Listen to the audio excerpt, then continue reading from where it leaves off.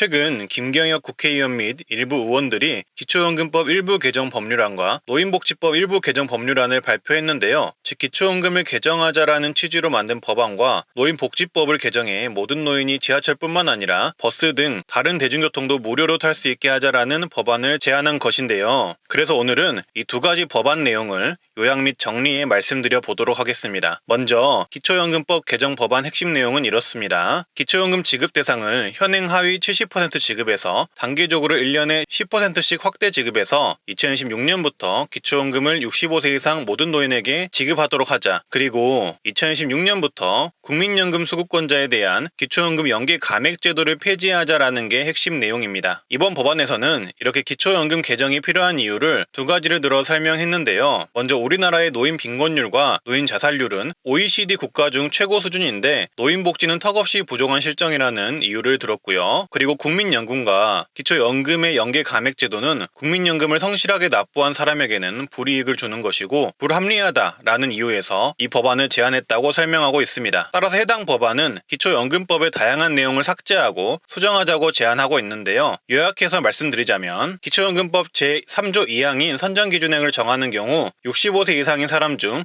기초연금 수급자가 100분의 70 수준이 되도록 한다. 이 항목을 삭제를 제안했습니다. 해당 항목은 기초연금을 하위 70%에게만 지급하기 위한 조항인데요. 이 부분을 삭제해 전체 지급하자라는 것으로 판단이 되고요. 그리고 제4조 3항에 계층 간 소득 역전 현상이 발생하지 않게 노력해야 한다라는 내용을 삭제하자고 하고 있는데요. 현재는 기초연금은 소득 역전 방지 감액 제도가 있는데 그 제도를 없애자라는 뜻으로 파악이 됩니다. 즉 소득 인정액에 따른 기초연금 감액을 폐지하고 전액 지급하자는 것으로 풀이가 됩니다. 그리고 5조 4항부터는 국민연금 연계 감액 관련 법안 내용이 있는데요. 그 내용들을 모두 삭제하자라고 제안하고 있습니다. 국민연금을 받으면 기초연금이 감액될 수가 있는데 그 조항을 삭제해서 국민연금 연계 감액을 폐지한다라는 뜻으로 보시면 되겠습니다. 따라서 이번에 제안된 기초연금법 내용을 정리하면 앞으로 기초연금은 모든 노인에게 지급하고 국민연금 연계 감액을 폐지하자라는 취지의 법안으로 보시면 되겠습니다. 그래서 이렇게 기초연금 전체 지급에 관한 개정 법안이 나오고 있는 상황인데요. 어르신분들의 생각은 어떠신가요? 과연 기초연금법은 향후 어떻게 변경이 되어야 할까요? 현재 우리나라 기초연금은 정작 어려우신 저소득층 분들은 못 받는 사각지대가 있다는 비판과 형평성이 어긋난다는 비판을 받고 있는데 댓글로 앞으로 기초연금이 어떻게 바뀌었으면 좋을지 의견 한번 남겨주시고요. 다음으로는 모든 노인 대중교통 전면 무료 관련된 노인복지법 개정안을 살펴보겠습니다.